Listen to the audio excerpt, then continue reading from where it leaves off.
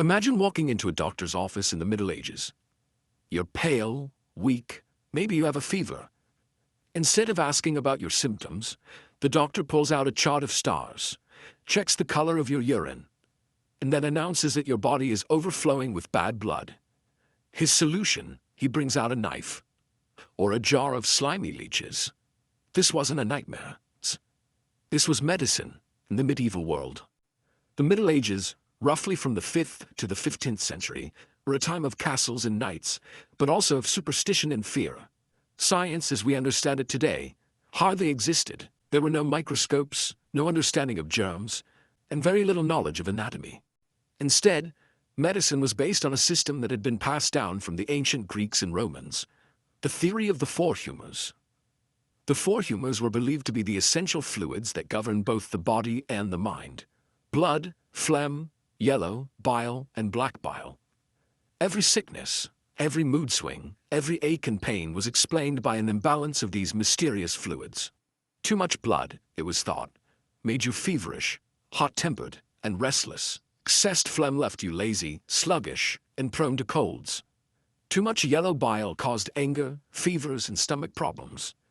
And an overabundance of black bile was said to bring sadness, melancholy, and even madness. The goal of a medieval doctor wasn't to fight disease directly, but to restore balance to the humors. If you were sick, something in your body was out of harmony, treatment meant finding a way to push the fluids back into their proper levels. But without real science, these treatments often did more harm than good. Bloodletting, leeching, purges, and bizarre potions became the standard. Imagine losing a liter of blood when you already had the plague, or being forced to swallow mercury because your doctor thought it would cleanse your system. Cure was often far deadlier than the illness. What's even more shocking is how widely accepted these ideas were. From poor peasants in tiny villages to kings and queens in royal courts, nearly everyone trusted the wisdom of the four humors. A noble might have a physician, while a farmer visited a local barber surgeon. But both would likely receive the same dangerous advice. This obsession with balancing the humors dominated medicine for over 1,000 years. And while it sounds ridiculous today, it shaped the way millions of people lived and died.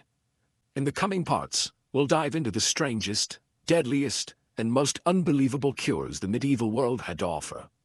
From bloodletting with leeches, to drinking poisonous metals, to carrying a dead toad in your pocket as protection against the plague, this is the bizarre story of medieval medicine. If there was one cure that symbolized medieval medicine, it was bloodletting. For centuries, doctors believed that nearly every illness came from having too much blood. Whether you had a fever, a cough, a headache, or even the plague, the solution was often the same: drain the blood out of your body. The practice came directly from the theory of the four humors. Blood was thought to be the most dominant humor, and too much of it supposedly caused fevers, rashes, and even emotional problems like anger or madness. By cutting open a vein or applying leeches, physicians believed they could restore balance. The methods were brutal. One common technique was venesection, literally slashing open a vein, usually in the arm, and letting the blood flow into a bowl. In some cases, patients lost more than a pint of blood at once, which for someone already sick could be catastrophic. But if knives and lancets sounded too crude, there was another method: leeches. Doctors kept jars full of the slimy little creatures, ready to attach them to a patient's skin. The leeches would latch on, drink their fill, and fall off, sometimes after taking several teaspoons of blood. Physicians claimed this was a gentler way of bloodletting, though it often led to infections. And it wasn't just common folk who endured this treatment. Kings, queens, and nobles all trusted bloodletting. The famous French king Louis XIII underwent bloodletting more than 200 times in a single year. Some historians believe that the constant loss of blood may have weakened him more than his actual illnesses. Even worse, the science behind the treatment often included astrology. Physicians consulted charts of the stars to decide where and when to cut. Certain veins were opened depending on the position of the moon or planets. Imagine being gravely ill and having your doctor delay treatment because Mars was in the right place. The tragic irony is that bloodletting often did the exact opposite of what doctors intended. Instead of healing the sick, it left them weak, dizzy, and prone to infection. Patients suffering from plague or tuberculosis had almost no chance of survival after being drained of their strength. But despite the danger, the practice survived for over 1,000 years. It was considered so essential that barber surgeons, the same men who cut hair and shaved beards, were trained to perform bloodletting.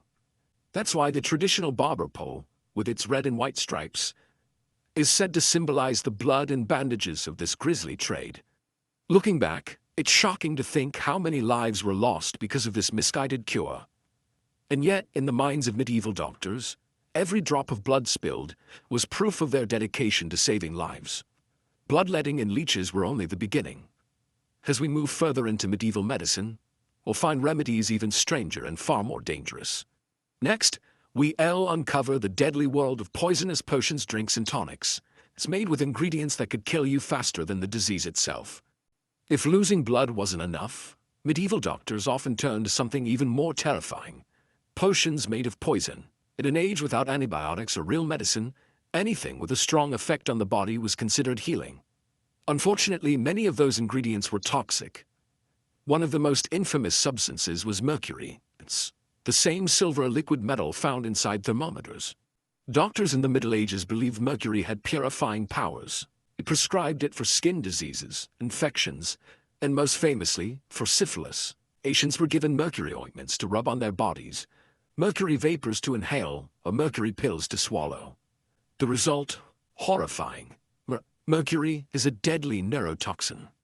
Prolonged use caused severe mouth ulcers, rotting teeth, tremors, hallucinations, kidney failure, and often death. Some patients lost their hair and skin, literally poisoning themselves in the name of a cure. Yet for centuries, this was one of the most popular treatments in Europe. Another deadly ingredient was arsenic. Today, arsenic is known as a poison often used in murder mysteries, but in medieval times, it was sold as medicine. Physicians claimed it could treat fevers, infections, and even act as a stimulant. In reality, arsenic attacked the digestive system, causing violent vomiting, diarrhea, and dehydration, sometimes killing patients within hours. And arsenic wasn't the only dangerous mineral. Medieval apothecaries used lead, antimony, and sulfur in their potions. Lead was added to wine as a sweetener and health booster, even though it slowly poisoned anyone who drank it. Antimony, a toxic metal, was swallowed to provoke vomiting, under the belief that purging the stomach removed illness. Patients survived the treatment only if their bodies could withstand the poisoning. But it wasn't just metals. Some cures came from the strangest ingredients imaginable. Crushed pearls, powdered gemstones, and even ground-up human bones were added to medieval remedies. These were believed to hold magical healing properties, but in truth, they were either useless or actively harmful. Perhaps the most bizarre and deadly drink of all was a so-called elixir of life. Some alchemists claimed that swallowing molten gold could grant strength or even immortality.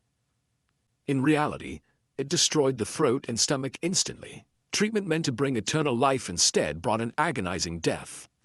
What's remarkable is that people trusted these cures not only because doctors prescribed them, but also because of the belief in sympathetic magic. The idea was simple. Something powerful, rare, or dangerous must surely have the power to heal. If it burned, stung, or tasted foul, people assumed it was working. These poisonous potions remind us just how desperate people were in the Middle Ages. Without real medicine, they gambled their lives on the hope that pain and poison could drive sickness away. Sadly, the cure was often far worse than the disease itself. But mercury and arsenic were only the beginning. Some remedies didn't just involve swallowing poison, they required using the most disgusting ingredients you can imagine.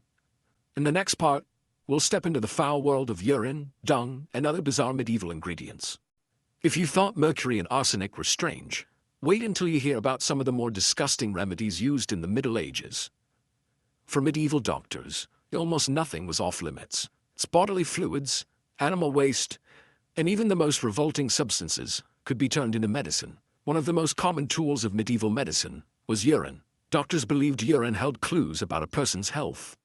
Physicians carried around special glass flasks known as macellae to examine its color, smell, and even taste.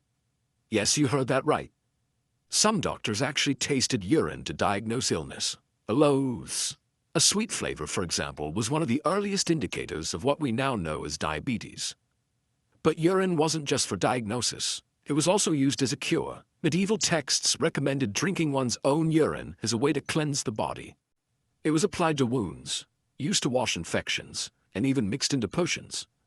Since urine is sterile when fresh, it may have had a mild antiseptic effect, but more often than not, it did little besides disgust the patient. If urine wasn't bad enough, medieval medicine also relied heavily on dung. Animal droppings were applied to cuts and sores as poultices, sometimes mixed with herbs or honey. Cow dung, horse dung, and even pig manure were believed to draw out bad humors from wounds. In reality, they often introduced deadly bacteria, leading to infections far worse than the original injury. Human feces was sometimes used as well. One recipe from a medieval medical text recommended mixing human excrement with flour and spreading it on inflamed skin. Another suggested burning dried dung and inhaling the smoke as a cure for respiratory problems. Unsurprisingly, these treatments were often more harmful than helpful, and it didn't stop there. The list of bizarre ingredients used in medieval remedies is almost endless. Physicians prescribed potions made with powdered animal horns, crushed gemstones, and even ground-up mummies imported from Egypt, known as mumia. This grisly substance was thought to cure bleeding disorders and provide strength. Wealthy Europeans paid huge sums for it, believing that consuming the flesh of the dead could preserve life. Other remedies included spider webs pressed into wounds to stop bleeding, dead mice applied to sore teeth, and frog hearts worn as charms against illness. Superstition and medicine blended together, blurring the line between science and magic. What's truly fascinating is that some of these remedies contained a grain of truth. For example, honey and moldy bread were sometimes used to cover wounds. Without knowing it, medieval healers may have stumbled upon natural antibacterial properties. But these rare successes were buried under mountains of dangerous and disgusting cures that killed more than they cured. The reliance on urine, dung, and other strange ingredients shows us just how desperate medieval people were. With no understanding of germs, no antibiotics, and no safe surgeries, they turned to whatever was available, no matter how revolting. But the most shocking treatments were yet to come. When sickness grew too severe for potions or poultices, medieval doctors reached for their knives and drills. In the next part, we'll step into the terrifying world of surgery and trepanation when medieval medicine met cutting, burning, and drilling into the human body. If medieval potions and dung poultices sound shocking, imagine what it was like to face surgery in the Middle Ages. No anesthesia, no sterile tools, no real understanding of how the human body worked, yet surgery was sometimes the only option left. And what these doctors attempted is both horrifying and fascinating. One of the most brutal procedures was amputation. In an age of constant war, injuries from swords, arrows, and infected wounds were common. If a limb became gangrenous, the only way to save the patient's life was to cut it off. Surgeons would strap the patient down, give them a wooden stick or a leather strap to bite, and then slice through the flesh with a sharp knife or saw. Bleeding was controlled by cauterization, pressing a red-hot iron to the wound to seal it shut. The pain was unimaginable, and survival depended entirely on the patient's strength and luck. Another shocking practice was trepanation, the act of drilling a hole into the skull. Believe it or not, this was one of the oldest surgical procedures in history. Dating back to prehistoric times, it continued into the Middle Ages. Doctors believed that drilling into the head could release evil spirits, cure epilepsy, treat migraines, or relieve pressure from head injuries. Without proper tools, trepanation was done using crude drills, chisels, or even sharp knives. The patient was fully conscious, often restrained by assistants. Incredibly, some people survived. Archaeologists have found skulls with signs of healing around the drilled holes, proof that at least a few patients lived long after the procedure. So many died from infection or blood loss. But surgery wasn't limited to amputations and skull drilling. Medieval surgeons also attempted to remove bladder stones, repair hernias, and even perform cataract surgery. Cataracts, which cloud the eye and cause blindness, were treated with a technique called couching. A sharp needle was inserted into the eye to push the cloudy lens out of the way. Patient often regained some vision, but at the cost of excruciating pain and a high risk of blindness or infection. The irony is that many surgeons were not respected physicians, but rather barber surgeons, the same men who cut hair and shaved beards. While university-trained doctors preferred to prescribe potions and humoral treatments, it was the barbers who wielded the knives. Their shops often doubled as operating rooms, where patients might get a haircut, a tooth pulled, and a vein opened all in the same visit. And then there were battlefield surgeons, who had to improvise with whatever tools were available: knives, saws, and boiling oil. Soldiers wounded in combat were often subjected to crude operations that were just as deadly as their injuries. How? It's easy to shudder at these gruesome practices, but in a strange way, medieval surgery laid the groundwork for modern medicine. The courage to operate, to open the body and attempt repairs, was the first step toward the advanced surgical techniques we have today. Still, for the ordinary patient, going under the knife in the Middle Ages was often a death sentence. Between infection, blood loss, and unbearable pain, surgery was less a cure and more a gamble with death. And yet, not all medieval cures involved knives and fire. Many turned instead to the stars, charms, and spells. In the next part, we'll explore the mystical side of medicine where astrology and magic healing guided the hands of doctors and gave hope to the desperate. In the Middle Ages, medicine was never just about the body. It was also about the stars, the spirit, and sometimes even sorcery. When science failed, people turned to the heavens and to magic for answers. Astrology played a massive role in medieval medicine. Doctors often carried astrological charts and consulted the zodiac for prescribing treatments. The belief was that the movements of the planets and stars influenced the human body, just as they influenced the tides. Each zodiac sign was thought to govern a different part of the body: Aries the head, Taurus the neck, Leo the heart, and so on. If a patient suffered from chest pain, a physician might blame it on the alignment of the sun and Leo. Surgery or bloodletting could be delayed until the stars were favorable. Some doctors even refused to treat patients unless their astrological charts had been drawn first. To the medieval mind, illness was not random, it was written in the heavens. But astrology was only part of the mystical approach. Magic charms, amulets, and prayers were also common. People carried herbal pouches, carved stones, and metal talismans to ward off disease. One popular cure for epilepsy was to wear a piece of wolf's skin or wolf's tooth as a necklace. Others carried dried toads in small bags to protect against the plague. Incantations were sometimes whispered over the sick, blending medicine with religious ritual. For example, a healer might say a prayer while preparing a potion, believing that the words gave it power. The line between medicine, religion, and magic was blurry, and many treatments were as much spiritual as they were physical. Church influence also shaped medicine deeply. While the church often condemned sorcery, it accepted the use of prayers, holy water, and relics as healing tools. Pilgrims traveled great distances to touch the bones of saints or drink water from sacred springs. These holy remedies were believed to cure everything from blindness to paralysis. Another fascinating belief was in sympathetic magic. The idea that, for instance, wearing a red gemstone was thought to stop bleeding because the color resembled blood. Some healers recommended eating ground-up animal organs that matched the patient's illness. Eating a lion's heart for courage, or a pig's liver to heal liver problems. Of course, none of these magical treatments worked in the way people hoped. But in a world without real cures, they offered something equally important: comfort and hope. Holding an amulet, consulting the stars, or touching a relic gave people the feeling that they had some control over their fate. And yet, even the power of magic and astrology could not protect Europe from its deadliest enemy, the Black Death. In the next part, we'll see how the greatest plague in history shook the foundations of medieval medicine, and how desperate cures only made the suffering worse. In the mid-14th century, Europe faced a nightmare unlike anything before: the Black Death. Between 1347 and 1351, the bubonic plague swept across the continent, killing an estimated 25 to 50 million people, nearly half the population. Villages vanished overnight, cities emptied, and fear gripped every soul. But while the plague spread with terrifying speed, medicine stood helpless.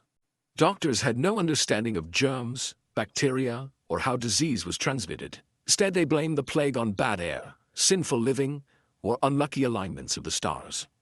And with no real cures, people turned to desperate and often deadly remedies. One common treatment was purification through fire and smoke. Patients were told to sit in rooms filled with burning herbs, juniper, rosemary, or sulfur. Some even inhaled smoke from burning dung or tar, believing the foul smell would drive out the plague. Instead, it choked their lungs and worsened their suffering. Another popular remedy was the use of vinegar and rosewater. People bathed in it, drank it, and washed their homes with it, hoping to cleanse the air of disease. While slightly cleaner than dung smoke, it did nothing to stop the spread. More horrifying were the so-called cures that involved self-harm. Groups of religious fanatics known as flagellants marched from town to town, whipping themselves with chains and sharp instruments. They believed the plague was God's punishment for sin, and that by spilling their own blood, they could bring forgiveness and healing. Crowds gathered to watch these bloody rituals, but of course, the plague raged on.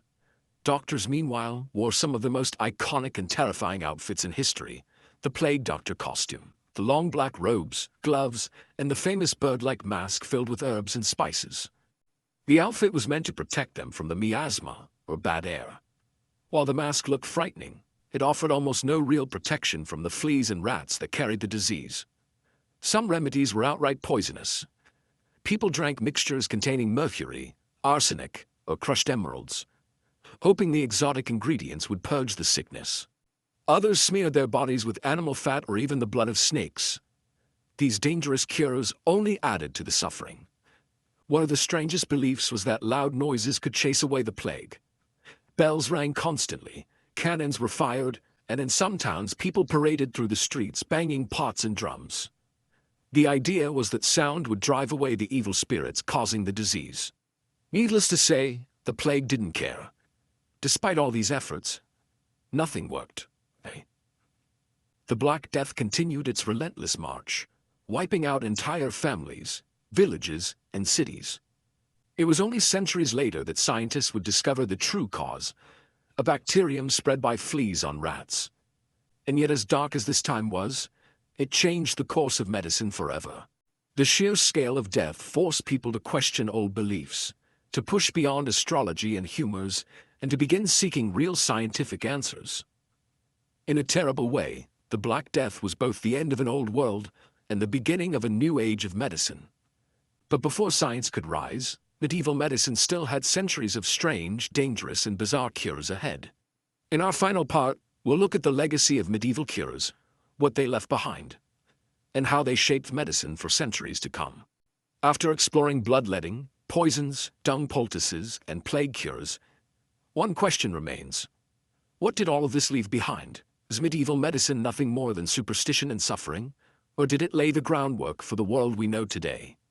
On the surface, it's easy to dismiss the cures of the Middle Ages as barbaric and absurd. And in many cases they were. Drinking mercury, rubbing dung into wounds, or drilling holes into skulls often harmed more than they helped. Patients suffered terrible pain, infection, and death from treatments that were supposed to save them. Yet medieval medicine was not simply ignorant, it was a stepping stone. For one, it preserved and transmitted knowledge from the ancient world. Physicians studied texts by Hippocrates and Galen, Greek and Roman doctors whose ideas about humors shaped medicine for centuries. Even if flawed, these writings kept alive the spirit of observation and inquiry. Medieval hospitals also marked a major development. While primitive by modern standards, they were among the first organized spaces dedicated to caring for the sick. Run largely by monasteries and religious orders, they combined charity, rest, and rudimentary treatments. These institutions planted the seeds of modern healthcare. Surgery, though crude, also advanced. Barber surgeons, battlefield medics, and early anatomists pushed the boundaries of what was possible. Trepanation, amputations, and even cataract couching were the first bold if brutal steps toward the sophisticated operations we see today. And let's not forget the role of herbal medicine. Among the strange and deadly remedies, there are also useful plants. Willow bark, which contains the chemical foundation for aspirin. Honey, with its antibacterial properties. Garlic, still valued today for its medicinal benefits. In their trial and error, medieval healers accidentally stumbled on real cures. Perhaps the greatest legacy of all was the shift in mindset after the disasters of the Black Death. The sheer scale of suffering forced people to question old authorities. If the stars, prayers, and humors couldn't stop the plague, perhaps something else could. This doubt slowly opened the door for observation, experimentation, and eventually the scientific revolution of the Renaissance. So while medieval medicine was filled with strange, dangerous, and sometimes deadly cures, it also represents humanity's long struggle to understand the body. These doctors, barbers, and healers worked with what little they had, guided by tradition, faith, and desperation. They made mistakes, many mistakes, but every failure was also a lesson that brought medicine one step closer to truth. Today we live in an age of advanced surgery, antibiotics, and vaccines, things a medieval physician could never have dreamed of. Odd, but in a way we owe part of this progress to the past, to the strange cures that came before us. Because history, even in its darkest moments, teaches us something valuable. The road to knowledge is paved not only with success, but also with centuries of trial, error, and even tragedy. And so, the story of medieval medicine is not just about strange cures that could kill you. It's about the resilience of humanity, the endless search for healing no matter how dangerous the path.